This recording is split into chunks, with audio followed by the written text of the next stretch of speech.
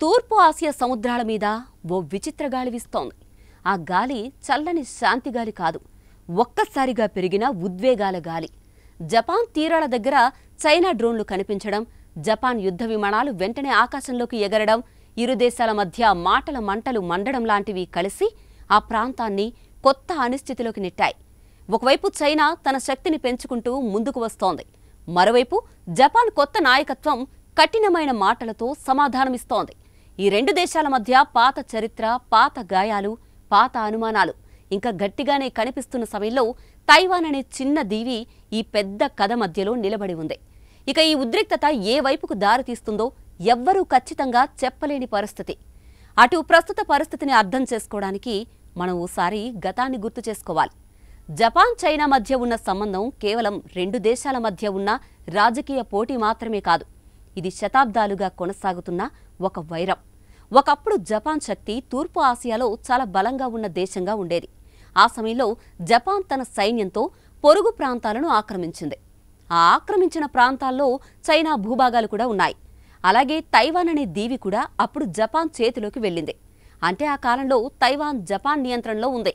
నాటి కాలం చైనీస్ ప్రజల జ్ఞాపకాల్లో తీవ్ర గాయాల్లా నిలిచిపోయాయి. రెండో ప్రపంచ యుద్ధం ముగిసిన తర్వాత పరిస్థితులు మారాయి.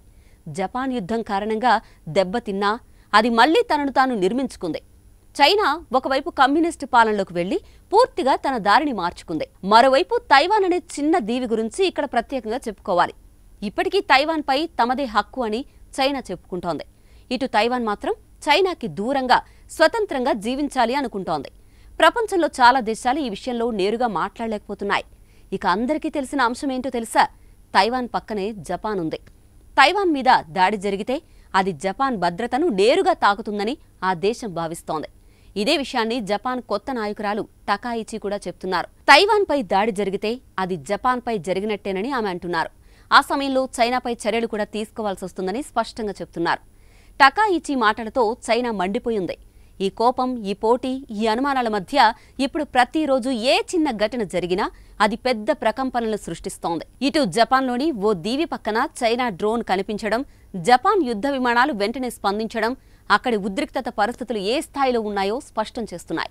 అయితే ఈ కథలో కేవలం రాజకీయాలు, సైన్యాలు మాత్రమే లేవు. ఇక్కడ సామాన్యులు, విద్యార్థులు, పర్యాటకులు కూడా ఉన్నారు. సాధారణ ప్రజల జీవితం కూడా ఉంది. చైనా తన ప్రజలకు జపాన్కు వెళ్లవద్దని చెప్పిన రోజే జపాన్ స్టాక్ మార్కెట్లో భారీ ప్రభావం కనిపించింది. దుకాణాల నుంచి విమాన కంపెనీల వరకు అన్నీ కుదేలైపోయాయి. జపాన్ ఆర్థిక వ్యవస్థలో చైనా పర్యాటకుల స్థానం ఎంత ముఖ్యమో ఆ రోజు ప్రపంచం గుర్తించింది. ఇటు సైనిక శక్తి విషయానికొస్తే జపాన్ ప్రపంచంలోనే అత్యాధునిక సాంకేతికతను ఉపయోగించే దేశం. దాని రక్షణ వ్యవస్థ క్రమంగా బలపడుతోంది. అమెరికాతో ఉన్న స్నేహం జపాన్కు ఒక పెద్ద రక్షణ గోడ లాంటిది. అటు చైనా అయితే సంఖ్యలో, బలంలో, నౌకాదళంలో, క్షిపణుల శక్తిలో దూకుడుగా ముందుకు దూసుకుపోతున్న దేశం. ఇక్కడ ఇద్దరికీ బలం ఉంది, కానీ ఇద్దరికీ బలహీనతలు కూడా ఉన్నాయి. జపాన్ వృద్ధాప్య జనాభా, ఆర్థిక ఒత్తిళ్లు, రాజ్యాంగ పరిమితులు దాన్ని కొన్ని సందర్భాల్లో కట్టడి చేస్తాయి. మరోవైపు చైనా భారీ ఆర్థిక బాధ్యతలు, అంతర్గత అసంతృప్తి, అంతర్జాతీయ ఒత్తిళ్లు లాంటి అడ్డంకుల మధ్య ముందుకు సాగుతోంది. ఈ రెండు దేశాలు యుద్ధాన్ని కోరుకోవట్లేదనే విషయం సైనిక నిపుణులు చెప్పినా చిన్న తప్పు కూడా పెద్ద ఘర్షణకు దారితీయొచ్చు.